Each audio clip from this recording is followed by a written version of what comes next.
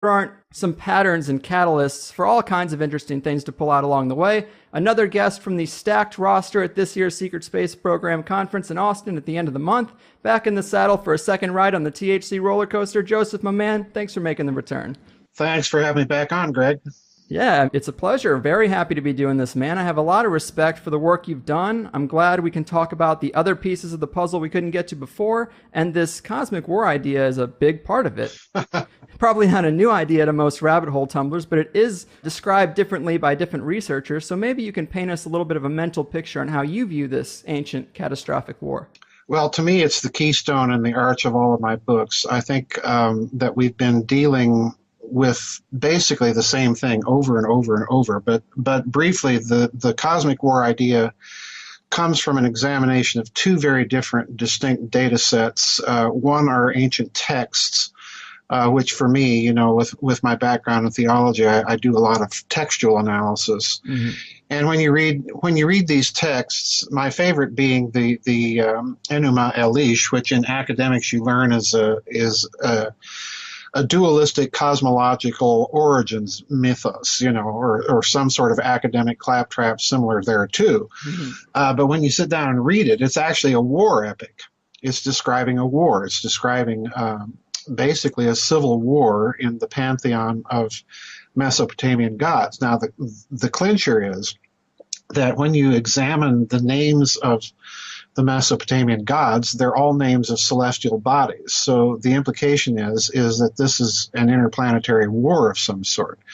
The other data set is coming from Dr. Tom Van Flandern, the old astronomer at the U.S. Naval Observatory, the late Dr. Van Flandern, who revived a very early 19th century notion in astronomy that what they were looking at with the asteroid belt was the remains of a planet that had exploded. Mm-hmm. And he comes up with a variety of naturalistic explanations as to why a planet would explode. And you can tell he's not too happy with any of them. I review all these in my book, The Cosmic War. And he finally, very briefly at one point in the book, says that, well, it might have also blown up due to some technological experiment gone wrong. And then he clinches it by adding a phrase, or as the result of deliberate action. Mm. In other words, a war. Right. And, you know, once you say that, then you're positing the existence of a very high advanced technological civilization in high antiquity right here in the solar system that was somehow interplanetary in nature, and that it had a science and technology capable of doing such a thing. Mm-hmm. Well, this squares very nicely, as a matter of fact, with the Mesopotamian text, and particularly with the Enuma Elish, because in one of those texts, the tablets of one of those texts, I think it's the fourth tablet, at the end of this war, when Marduk has finally conquered, you know, the revolting half of the pantheon, there's this curious little phrase that to me indicates that they are dealing with something that's a dim, distant memory. And the phrase is, and Marduk measured the structure of the deep. And to me, this is a signal that with an exploded planet, the celestial mechanics of the solar system is going to be askew. It's going to be off. Mm-hmm. So the first thing you have to do is you have to get a handle on the celestial mechanics of the now disrupted solar system with its exploded planet. And this is exactly what you see in this particular text. So I'm dealing with two basic different data sets. And for me, the clincher, Greg, has always been that if you're dealing at the end of World War II with the sudden appearance of UFOs and so on, a certain segment, I think, of the national security policy-making structure is going to perhaps be aware of this particular reading of these types of texts, and it's going to formulate and plan its policy accordingly. So for me, this isn't simply kind of an academic exercise without implication, for the world that we're living in. I think the possibility does exist, and that we have to entertain the possibility that these types of reasonings or thoughts formulated some of their policy formation culture, and that's crucial. Mm-hmm. Yeah, it's an interesting take. And I know that you're piecing the story together from just the remnants of the texts we have that describe it, but do you get any kind of sense of the two sides involved or what sort of time period we're talking about? Well, the time period, as I outlined it in the Cosmic War, I left kind of deliberately open. And the reason why I did that is I think when it comes to reconstructing a chronology, there's so many different and at present seemingly conflicting data sets as to when this might have occurred. Mm-hmm. For example, you have indications that something cataclysmic occurred as recently as about 12,000 to 10,000 BC. Other cosmological markers or benchmarks, if you will, would be the alignments that some people did. Dr. Mark Calato several years ago, when he was working with Richard Hoagland on dating the face on Mars, came up with a set of astronomical alignments that pointed to about 625,000 years ago. You have indicators in ancient texts, the Kali Yuga, and so on and so forth. You have geological indicators that Dr. Van Flandern came up with, the KT boundary line, at about 65 million years ago, and then his astronomical data crunching that that planet may have blown up as late as or as recently as 3.2 million years ago. So you've got a lot of different chronological benchmarks, and I kind of left this deliberately open because I don't think we can pinpoint with any degree of high accuracy yet or do the synthesis work needed on all these data points to try and come up with a cohesive, coherent historical chronological line. Mm-hmm. Now, that said, my guess, Greg, is that we would have to look very seriously at a date somewhere between Van Flandern's late date of 3.2 million years and then the dates of Dr. Carlotto and some others that have been exploring the Mars anomalies of a couple of 100,000 to about 250,000 years ago, somewhere in that time frame, I think. Wow. Man, I mean, considering we're talking about something that could be so old, I'm surprised we know anything about it at all. It's almost harder for me to believe that we'd have records of it than it is to believe it happened when we're talking about a length of time that could be 100,000 to 1,000,000 years. Yeah, the records themselves are another intriguing part of the story. How do you translate or how do you transmit something like this over time without significant loss of signal? And I think the key here is most people have it entirely wrong about ancient myths and stories and how they're handed down. There have been studies of oral traditions of Australian Aborigines, and they've discovered that contrary to the assumption that we usually have that these things would become hopelessly garbled over time, the reverse is true. These oral tradition transmitting cultures tend to pay a great deal of attention to the accurate transmission of their records. So I don't find that all that unusual. What I find unusual, rather, is that we have a corpus of mythology in the world that if you read it from, so to speak, scientific or quasi-scientific eyes, begins to unveil the possibility that you're looking at records that are garbled to some extent, but that they are trying to express an actual history in the best technical language that they know how. And that's oftentimes the language of religion in those days. But I think you can look behind that and see indicators of some of these things. Mm-hmm. Yeah, another thing that I guess critics would say is that you can't take these ancient texts literally. Maybe they're just describing stories. And mm-hmm. Why would you disagree with that? Well, I disagree with it because it's too convenient in a sense. It allows us to not look at the possibility that we are looking at some sort of historical description. Mm-hmm. When you take these texts and juxtapose them with the physical evidences that we're now finding as we go out and venture into the solar system with our robotic probes and so on, we're finding an amazing degree of correlation. So, I think for simply the sake of completeness or argument, you may not agree with that reading of text, but at least from the standpoint of kind of intellectual honesty, you at least have to look at those types of readings. Yeah, I mean, I agree. And when you get into the details, do you get much of a sense of the two sides involved, or their, I guess, politics, for lack of a better word, or their motivations? Oh, yes, there are high politics involved.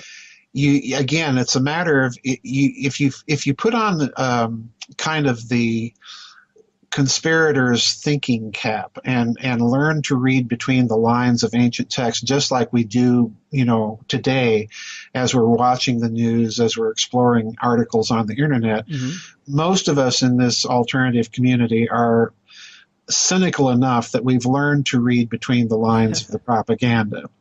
So what I'm suggesting is be that cynical when you read these ancient texts as well, and start to look behind the lines and connect some dots. Well, if you look at things like the Enema Elish and some of these other texts, but the Enema Elish probably is the one that most people are familiar with because it's the easiest to get a hold of. When you look at these, what you see being described in these Mesopotamian texts is, first of all, you have a war in the pantheon. You've got one part of the family at war with another part of the family, okay? And then when you look deeper, what are they fighting over? Well, they're fighting over essentially two things. They're fighting, first of all, over the role of mankind in this interplanetary confederation, or whatever you wish to call it. They're fighting over the role of mankind. And one group thinks there's far too many humans on planet Earth. They're far too noisy, and they're far too intelligent for our own good, as we, the elite, or we, the gods, would prefer to keep this power for ourselves. So, you can find statements, and I'm paraphrasing very badly, but you can find statements like that in these ancient texts. The other thing, which for me is even more interesting, that they're fighting over, particularly in Mesopotamia, is they're fighting over weapons themselves. They're fighting over the possession of quite literally, a planet-busting technology, and possibly the beneficial aspects of such a technology, and who gets to wield it. Mm-hmm. Okay, so in other words, they're fighting over possession, so to speak, of the ultimate scientific technological secret. All right. Yeah. And this, to me, is what's most interesting, because, again, if this be the case, then human nature hasn't really changed that much. We've seen in modern times very, very similar struggles. We're right now talking about, nuclear proliferation in Iran and so on and so forth, that we don't want certain people to get certain kinds of weapons that we want to monopolize for ourselves. Right. So, nothing really changes all that much. And when you read some of these ancient texts, it looks very much like you're dealing with a very similar set of circumstances. And then there's a third implication that's kind of not mentioned directly. But when you stop and think about it, it's being implied. And that is, number one, if you're dealing with excess too smart population of these little monkeys on this little blue planet in the solar system, number one, and if you're dealing with a fight over possession of the ultimate technology, then there's hidden economic and commercial implications at play. And again, this squares very well with what we've seen in modern history, since the Renaissance. We've seen this meme repeated over and over. So again, it looks to me, when you deal with these ancient texts from the standpoint of more or less the permanence of human nature, of human emotions and passions and politics and institutions and the types of things that we struggle over, then that to me says that we need to take these texts very seriously when they're talking about ancient wars of the gods. Yeah, you said it really well. I mean, a war between elite families where depopulation plays a role, it does seem like not much has changed. Exactly. So, A lot of researchers of these texts like to focus on the technology or the destructive power that's described in this battle, and that is very interesting. But let's look a little bit at the aftermath, and maybe there are some parallels we can draw between what's described in these writings and what we saw in the wake of, say, World War One. Well, I've been suggesting this Versailles template in any number of interviews, and have alluded to it very briefly in some of my interviews on radio. And I was asked to talk about this at this upcoming Secret Space Conference. Could you talk about this Versailles template in more detail? Could you talk about its implications for post-war economy? And briefly put, if you look at let me put it to you this way: the reason why I think the Versailles template is extremely important for the American policy formation culture of this national security state that we put into place in 1947.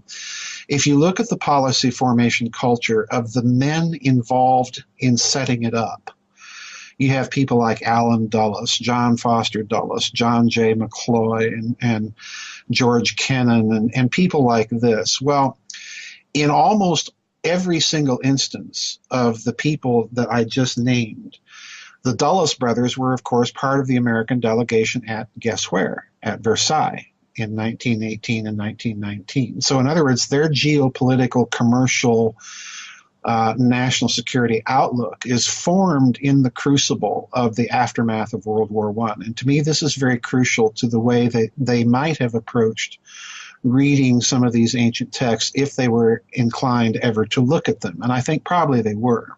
Mm-hmm. The other thing that that is very directly related to these ancient texts and our experience in World War I is, as you just mentioned, you had a bunch of elite families talking about overpopulation. There was a big struggle for possession or limitation of use of ultimate weapons. This you find very definitely in the Treaty of Versailles. And I'll be talking in more detail at the upcoming conference, but basically it boils down to the fact that, the Entente powers basically, if you look at World War I carefully, basically laid siege to the Central Powers. The difficulty was with Germany in particular, you had a combatant that relied very heavily on massive, and I can't even begin to exaggerate that term, on massive amounts of firepower. To give you an example of what I mean here, Greg, and how it plays a role in Versailles and then in this wider template idea. During the last German offensives of 1918, when you had General Ludendorff transferring, massive amounts of troops from the Eastern Front that had just collapsed with the Russian surrender. Well, he's transferring massive amounts of troops, but he's also transferring massive amounts of artillery. And the way that the Germans had learned to use artillery on the Eastern Front was very, very different than the way the combatants used it in the West. We hear stories of these week-long preparations, if not longer, of just massive amounts of random artillery fire, flinging as much ordnance at the enemy as they could. The Germans didn't do this on the Eastern Front. They relied on truly horrendous amounts of artillery fire within a few hours. So when Ludendorff began his offensive in 1918, in March of 1918, the Germans had massed so much artillery fire that within about 5 hours, they had dropped more ordnance on the British lines than were dropped on Nazi Germany by the Allies in World War II. This is a truly, it's you can just imagine, what the British soldiers suffered. It was truly a devil's whirlwind of ordnance and fire, and it was so loud that you could hear the rumble 60 miles away in Paris or 80 miles away in London. That's how loud it was. It was just god awful. So when the Allied powers meet at Versailles, and this is a crucial part of the story, they had obviously enough experience with the ultimate weapon of the day, and that was, just gobs and gobs of artillery, and some of it quite large. So they prohibited the German army at Versailles from possessing artillery in numbers and calibers beyond a certain limit. The caliber, I think, was 15 centimeters, and the number of guns was down from 20,000 plus that the Kaiser's army had fielded in 1918 to about 400 or 500, something like that. I forget the exact number. So in other words, there was a limitation on armaments. There was a prohibition on armaments. Now, the interesting thing that the Germans did, of course, was they were to turn over to the Allied powers some of these weapons. The Big Bertha siege guns that they used to blow their way into Belgium past the fortresses, the Paris gun that they used to shell Paris from 70 miles away. They were supposed to turn this over. Well, the Germans didn't. They destroyed many of the Big Berthas. They turned some of them over, but they completely dismantled the Paris gun. The Allies searched and searched for this thing. They were never able to find it. They weren't able to find any papers concerning it because the Germans had classified it at an extremely high level. So what you have is a pattern of arms limitation and then arms hiding. And again, if you go back to the ancient texts, there are very clear parallels to what goes on, for example, in the Epic of Ninurta, which is, again, a Mesopotamian epic. But I included the entire text in the Cosmic War because you have to sit down and read this thing, and I defy anybody to say that they're reading an epic. What they're reading reads more like the index to a Sears catalog because it's about that exciting. Right. It's just dreadfully boring.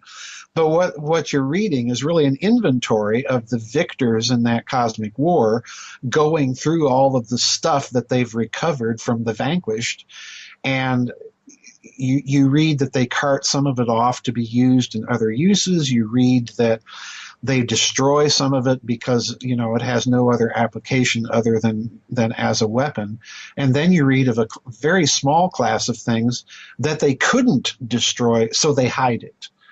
So again, the template is very, very reminiscent of what we see now in modern times. So you've got all of these things at play, and this is kind of what I mean by the Versailles template, because I think the experience of World War I, the carnage, it was a shorter war than World War II. It was the first use in modern times of modern weapons, modern combat, industrial potential as war-making potential. So the national security establishment that is set up in 1947 is coming out of this whole experience. And when they turn with that experience to look at the UFO, I think this whole experience had to have had some effect on the way that they approached the problem and how they were going to handle it. And lo and behold, and surprise, surprise, and I say that tongue in cheek, they approach the UFO problem much the same way as the Germans approached how they were going to live with Versailles and eventually overturn it.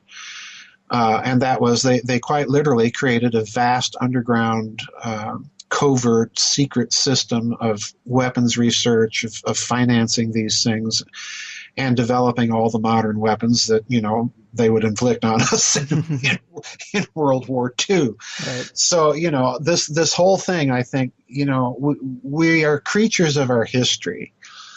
And that's as true of the national security establishment and the men setting it up as it is for you and me. And I think this is why the story is important.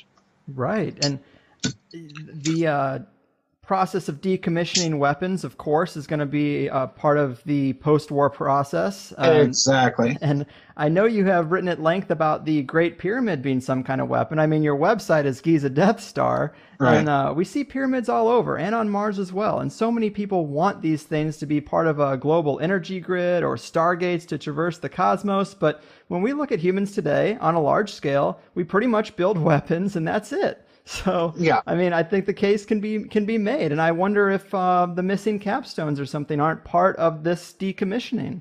Well, I've wondered that too. And, you mentioned decommissioning, and that's yet another part of this template, because again, you look back at ancient texts, and this is what you see. You see kind of the ancient cosmic version of the Versailles template in action even there, because again, let's use World War One as our example. Not only do you have a vast family fight with the Hohenzollerns and the Habsburgs and the Romanovs and the Windsors, or Saxe, Coburg, and Gotha, to give them their real German name. Not only do you have a vast family fight, the Kaiser's related to just about every other monarch in Europe at the time, including the British monarch. So in other words, it's a vast family fight, and this is what we see in the ancient text. But the other thing, the Allies imposing these restrictions on German armaments, well, they're not going to just sit back and let the Germans police themselves. True. So in any case, that would have been a bad idea. And even with the Allied commissioners, and military attachés, their antenna pulsing with suspicion, crawling all over Germany and its factories to make sure that the Germans aren't going to be making any more of this stuff, by golly. They have to set up a system of decommissioning and making sure that parties to the treaty are going to abide by it. And this is what you see in the ancient texts. Look at the watchers. Well, what are they watching and why? Yes. That was one of my questions for you. If you thought that the UFO phenomenon, especially the increase during World War II, might have something to do with us losing a cosmic war, and like you said, you don't let these people police themselves, so somebody's got to be watching us. Bingo. This is, and let's be honest, the French and the British, particularly the French, that have just had their country blown to smithereens by the Kaiser. Mm-hmm. They're not just simply going to sit by and not send spies, people basically that look German, talk German, act German. They're not going to sit by and not do this. Well, again, this is what I think you see, or perhaps see, with the idea of the watchers. You have quite literally spies. They look like us, walk like us, and quack like us. So essentially they're spies. They're somebody's commissioners, making sure that we don't violate the terms of our treaty. The interesting thing, again, taking the cue from the Americans that were there at Versailles advising Wilson, they're looking at all of this, and this is their background, and they were warning, particularly the Dulles brothers. They were warning at the time that this peace that has just been imposed on Germany is really simply going to guarantee another war. The way to handle the Germans is not to take away their right of self-defense and military sovereignty. And of course, this becomes a huge issue for the Nazis. To overturn the Treaty of Versailles and restore real sovereignty to Germany.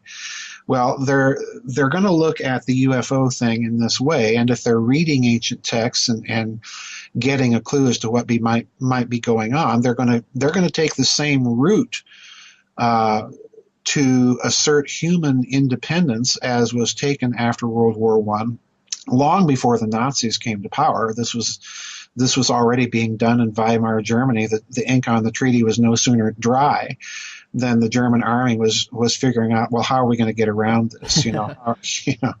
So this isn't something unique to Hitler. It's to be expected when you take the Central European great power and say, well, you can't have any armaments anymore. Well, that's an absurd position to put in any country in. Absolutely. So they're going to take the same. They're going to take the same view, I think, after World War II with the UFO phenomenon. They're going to try and figure out, well, what exactly is going on. And it is very clear that they very early came to the conclusion that the Earth was being reconnoitered, because much UFO activity, as I pointed out last year at the Secret Space Program Conference, was directly concerned with our military installations, not just in this country, but in the Soviet Union as well. So you'd have to be basically an idiot not to assume that this is some kind of reconnaissance activity, and it's also an activity that's very deliberately designed to check and see just how good the defenses are, turning our ICBMs on and off and things of this nature. Right. So the national security establishment, I think, is by dint of this fact, going to view this as a direct threat to the sovereignty and security not only of the nation, but of the human species, and they're going to react accordingly. And this is the reason for the great secrecy around it, because ultimately the purpose is military. And once they've come to that conclusion, then they're going to start thinking, okay, well, this means that we have to go back and look at ancient texts. We have to examine the Tower of Babel story. We have to examine all these other legends of the gods intervening in the affairs of mankind. And usually whenever they do, it's for the purpose of keeping us down and out. Right.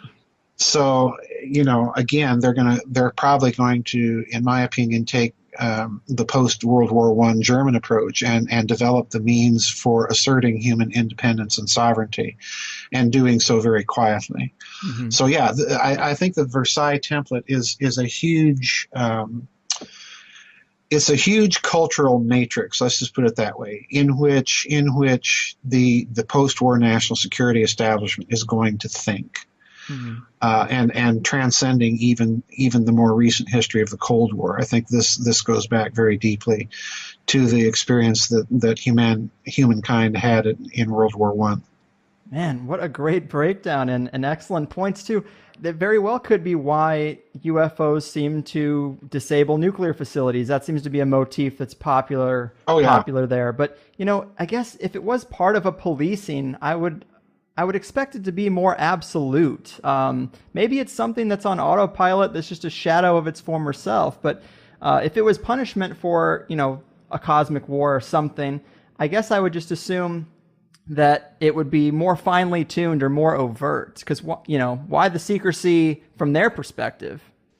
Well, I think you raised a very good point there and a very good speculation. It seems to be kind of on autopilot in a certain sense, and that may very well be. We could be dealing with something that was just kind of left here in a robotic mode of existence. I tend to think there's enough indicators that we might be dealing with something more than that, but that's certainly a possibility. Mm-hmm. But the other possibility, and I mentioned this last year, and it's one of my, I have to be very honest with you here, it's one of my pet peeves about ufology, and that is the assumption that ET has to be centuries, if not millennia, in advance of humanity. Mm-hmm. I don't think this is the case. If you look at just human progress, since the Renaissance, the Industrial Revolution, the early Enlightenment, and then the Enlightenment, if you look at human technological progress in that span of time, we have come extraordinarily far in a very short period of time. A century ago, we were fighting a world war with airplanes made out of canvas and wood. By the beginning of World War II, a scant 20 years later, they were already flying jet aircraft. And indeed, the Germans put up the first operational jet fighter, could have put it up in 1942. Thank goodness they didn't. Hitler made another blunder of a decision. But, imagine that, jet fighters fighting in World War II in 1942. And they did manage to have operational jet fighters by 1944. Night vision began in World War II. Smart bombs began in World War II. Television guided bombs, acoustic homing torpedoes. All of these things were, in the thinkers of, in the brain of thinkers in World War I, and by World War II they were a reality. Mm-hmm. So we've come a very, very long way in a very short period of time with our technological capacity for destruction. So when you look at the UFO problem now, and I know I'm going around Harvey's barn, I tend to do that, but when you look at the UFO problem and the national security state, I think probably they would have come to the conclusion that if they're here and worried about us, then number one, that means we are not all that far behind. After all, if they have technology millennia in advance of us, they wouldn't be concerned with us. True. So it's the concern that's the indicator that they are not all that much further advanced than we may think. So I put it to people last year at the Secret Space Program conference that your ability to convince whoever's behind the UFOs, if indeed they are intelligent life forms piloting technologies in the skies, and I think, that's at least half of the picture, certainly not the total one, but that's at least a workable hypothesis. If you're looking at it that way, then how do you convince that intelligence that's doing this reconnoitering activity that they better tread very carefully? Well, the first thing you do is you fire off a bunch of hydrogen bombs, okay? And then you build a whole lot of them. So that, if they're thinking in terms of any invasion, they would simply be overwhelmed by sheer numbers. Mm-hmm. And then secondly, and more importantly, you would begin to leverage your ability to engineer systems on gigantic scales, on planetary scales, and perhaps even stellar scales, to convince whoever that is that we have more that we're not showing you. So I think in actual fact that what may be playing out, especially since World War II, is a very careful game of, good old-fashioned World War I gunboat diplomacy. We'll send our battleships and make a demonstration, and the other side sends their battleships to make a demonstration. I think this may be what's going on. And again, I put it precisely that way to indicate that possibly some sort of Versailles template, some sort of historical matrix or context is in play in the thinking of the national security planners and policymakers. Mm. Yeah, very, very interesting thoughts there. I mean, it's compelling. And last time we talked a little bit about sacrifice in early cultural thinking as it relates to debt. But I've also heard you talking about how this idea of debt or sacrifice, or in another word, reparations, might come from the aftermath of such a battle as the one we're talking about. I think it's a fascinating idea. Well, precisely. When, I'm deliberately avoiding not going into too many details because I don't want to give away the actual content of my talks, in particular the first one. But when you sit down and do as you have just done, the parallels are really, really astonishing, and they're detailed.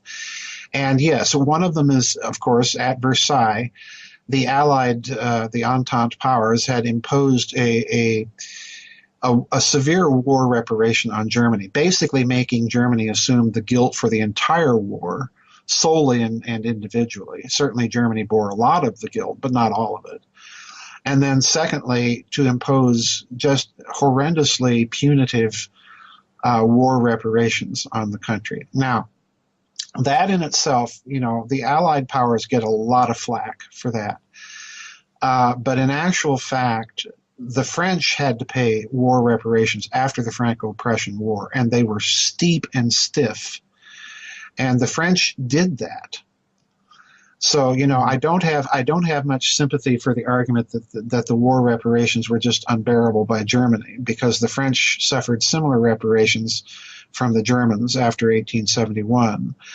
The other thing that people have to remember is that when Russia surrendered to the Central Powers in 1918, the Central Powers basically carved out of European Russia an area of occupation from the Baltic states through Poland and a considerable portion of Belarus and almost the entirety of the Ukraine, which the Central Powers insisted on setting up as kind of a puppet state under their authority or jurisdiction. So in other words, Russia lost a significant amount of territory, and on top of this, had to pay war indemnities to the Central Powers.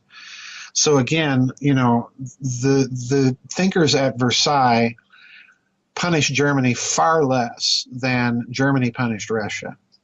Mm-hmm. Now, the Germans the Austrians and the Germans had a certain motivation for punishing Russia in that sense, because the Russian mobilization in 1914 was also one of the major contributory factors to the outbreak of the war. And, Kaiser Wilhelm's last-minute attempts to mitigate the situation and head it off with his cousin in St. Petersburg were, by that point, they were doomed. So as far as the German planners were thinking, Russia bore almost an equal responsibility for starting the war as did Germany. So the motive of revenge and punishment was there on all parts, not simply restricted to the Allies. So we have to bear that in mind. And I do think that when you juxtapose that with the idea of sacrifice, it's very interesting that you see the idea of sacrifice arising at some point in most traditions, in most texts, after some sort of cosmic catastrophe.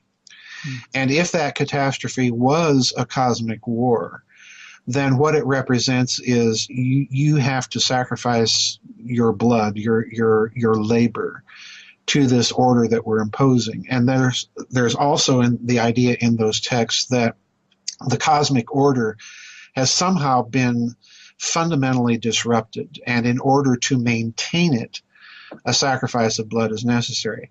Now, that may seem like the farthest thing from modern scientific viewpoints until you remember that if that cosmic war occurred, and if there was the destruction of an entire planet locally in our solar system that disrupted the celestial mechanics of the solar system, such that you had to go out and kind of remeasure everything, just as the Enuma Elish suggests, then yeah, you have again a template that is suggesting an arms limitation, that is suggesting a system of decommissioning and hence of espionage. And you have finally the idea of reparations kind of plugging into this whole picture. So yeah, the detailed connections are definitely there. That's one of my favorite ones. And when we're talking about the ramifications of a post-war situation in the context of this cosmic war, could we assume that the players are kind of local? I mean, maybe Earth-based is a stretch, but maybe more local than Zeta Reticuli? Oh yeah, I've always assumed that they are, at least to some extent, localized. In that, let's just walk the logic through. If we're dealing with a real cosmic war that occurred here, and that somebody on this planet or in control of this planet and other local celestial bodies went berserk and started blowing up planets and so on and so forth, if you're dealing with that, then this means that at least some outpost of whatever civilization took part in that war has to be here locally in the solar system, and locally, more importantly, on this planet. After all, the French aren't watching the Germans from cozy positions behind the Rhine River. Right. They're sending spies and their military attaches into Germany itself, and moreover, having them tour the factories and make secret reports back to Paris on what's going on. So yeah, it stands to reason that they're going to be right here on this planet keeping an eye on things. Absolutely. Yeah, that is a thought that, early in my getting into ufology hadn't really come up in the 90s, I guess, or at least in the depths I was getting to. But when you think about it as something more local, I think it makes the whole thing, it amps it up to 10, I think, or to 11. Oh, yeah, absolutely. Absolutely. And again, this would be the thinking, in my opinion. This would be precisely the thinking of the national security establishment after World War II, dealing with all these UFOs. They've got three problems, as I put it last year in the Secret Space Program conference last year. They've got the communist bloc they've got to deal with. They've got indicators that the Nazis are still out there up to no good.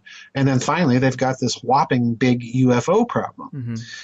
So I think their response is going to be precisely as you indicated. They're going to have to take all of this into account, and not the least of which is they're going to have to figure out what they're dealing with and how to deal with it. And again, I think the template is there.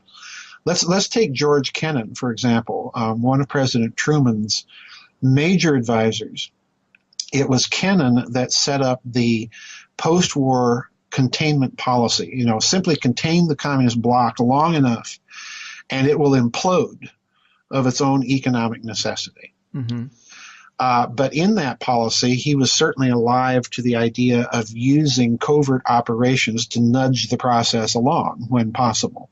Okay, so this is exactly the policy since Truman, the United States has followed, more or less. We're still reliant, in fact, on covert operations to accomplish things that an open, overt war wouldn't do. So Kennan, let's look at Kennan for a moment. Kennan studies, guess where? He studies at the University of Berlin. So yeah, that's a big right there, because this means his whole geopolitical outlook is being informed by the higher academic institutions, basically of the Kingdom of Prussia, okay, of the German Empire, of Kaiser Wilhelm. This is the hard-nosed reality of what we're dealing with here. So you've got Kennan at work in formulating these policies, and being familiar with Germany and the history of Germany after World War I, and how the Germans very quickly circumvented the Versailles Treaty provisions and were able, all of a sudden, when Hitler comes to power, to rearm, at breathtaking speed. Well, the reason why is the Germans never stopped their covert research on weapons and development of that nature. So when Hitler comes to power, he simply transforms the old Reichsheer, that tiny little 100,000 man army, that became a cadre army. And it was designed to be a cadre army by the interwar German General Staff. That whole army gets promoted to be the officer corps of what would become the Wehrmacht. So, it was a case of sudden rearmament, but it really wasn't so sudden when you look behind the scenes. This policy is exactly what I think was put into place after World War II with respect to the UFOs. They had to do secret research, and over a prolonged period of time, into advanced weapons systems. Number one, they had to put into place a secret system of finance to do it. Number two, and number three, the motivation, most importantly, was to maintain human independence. Because if you're going back to those ancient texts, like I said, from the Old Testament to the Mesopotamian text to the Greek text to, the Aztecs, everybody has these stories about the gods and their interference. Right. And the decision, I think, was taken, well, we've been down that route before, and we don't want any more of it. We don't want, so to speak, the cosmic allied high commissioners poking their noses into our business every few centuries. So in order to have them not poke their nose into our business, we have to have the means to defend ourselves. So I think this was the decision that was taken, and I think this is why the two-part World War that we fought from 1914 to 1945 is so much a crucial part of the thinking of the national security establishment vis-a-vis the UFO. Absolutely. Mm-hmm.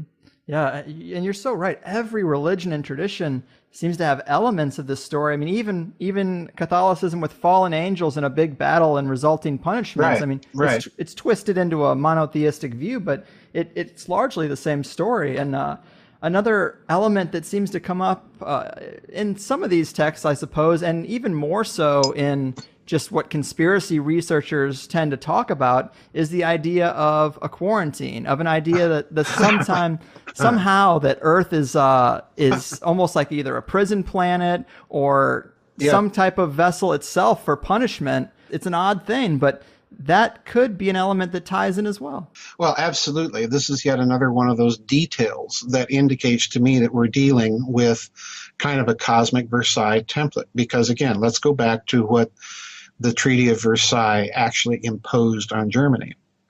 One aspect of it that people do not pay attention to, or sufficiently, in my opinion, is the idea of a quarantine zone. The Treaty of Versailles stipulated that the entire Rhineland, that little part of Germany west of the Rhine, bordering France and Belgium and Luxembourg, was to be demilitarized. And then that demilitarized zone was to extend on the east bank of the Rhine a further 50 kilometers. Okay? Mm-hmm. And the other part of this that also often gets overlooked is the French president at the time, Georges Clemenceau, also talked about a cordon sanitaire. He borrowed the term from medicine, a quarantine, quite literally, a quarantine clean zone in Eastern Europe consisting of the Baltic states, Poland, and Romania. That, number one, was to be there for the purpose of keeping Soviet Russia and communism penned in. And number two was to be a buffer zone between Germany and Russia in order to prevent the absolutely unthinkable, which would be a Russo-German alliance. And incidentally, recently the commander, the U.S.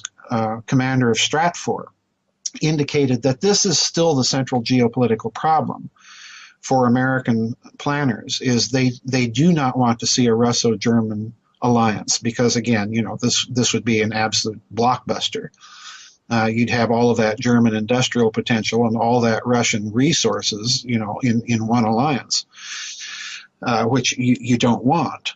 Well, this was precisely the thinking after Versailles. The whole, if you look at the treaty very carefully in what it does geopolitically, is it breaks up the Austro-Hungarian Empire, of course, which creates a power vacuum in the center part of Europe, leaving Germany alone as the major central power in Europe. So the other thing they had to do was keep it quarantined, keep it penned in. And this was precisely the reason for this demilitarized quarantine zone in Western Germany and then the cordon sanitaire in Eastern Europe. Well, if you look at ancient texts, very interestingly, they talk about similar notions. Although I should specify and stipulate that in no instance that I am aware of do they come right out and tie this notion directly to a cosmic war. You get little suggestions, you get little sorts of adumbrations of that idea, but they never come right out and say it. But you do still have this idea that there's some sort of zone around planet Earth that humanity is not to pass beyond. Oh. And it's very interesting that even the definition of the zone itself is very similar to the definitions of the demilitarized zone in the Treaty of Versailles. Let's go back again to the treaty, and what does it say? It says the entire area west of the Rhine River, and then a 50 kilometers deep zone from the east bank of the Rhine is a demilitarized zone. Well, what have they done? Well, they've just specified by a prominent and almost unchangeable geological feature what the quarantine zone is. So if you go to ancient texts, they discuss this zone in almost exactly the same way. They define it by absolutely recognizable boundaries that are based on astronomical phenomena. Wow. Such as the orbit of the moon, or in some versions of this quarantine zone, you have it as the outermost planetary orbit. So in other words, it's not a quarantine zone around the Earth, it's a quarantine zone around the solar system. Mm-hmm. But you nevertheless have this idea of some sort of zone that is defined by a clearly identifiable astronomical feature. So again, I think, the detailed connections, just look what you have. You have family fight, okay? World War I, ancient cosmic war. You have decommissioning of weapons, okay? World War I, ancient watchers. You have the idea of reparations, World War I, sacrifice after some sort of cosmic catastrophe in ancient texts. You have the idea of a demilitarized zone or a quarantine zone, World War I, and you have a similar idea in certain ancient texts.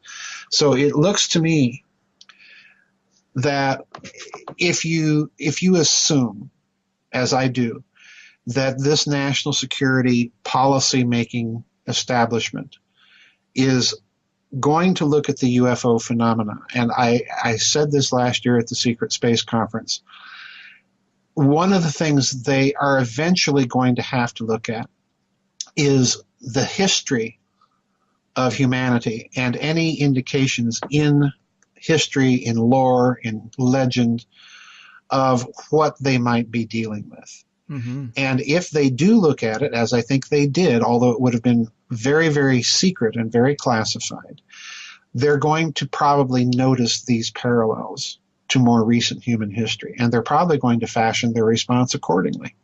Right. Man, that's a great summary. And I do just love this template. And you mentioned the moon, and the two big moon conspiracies are A, that it was either faked, or B, they saw aliens on the way to the moon. And they're really not mutually exclusive, really, because they could have just faked footage and not shown you the real mission, and they could have also seen aliens. But you could almost draw a parallel to the fascination with nuclear facilities, with them going off planet, where these UFOs would be saying like, hey, where the hell are you going? Like, what are you doing? You can't go out here.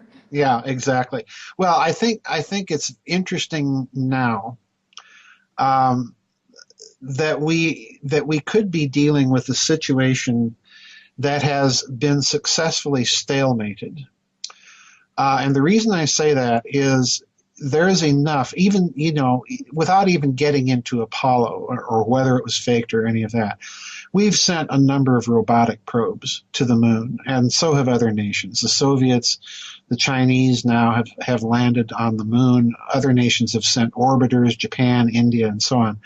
And they've all taken some very weird pictures of some very weird stuff. Right.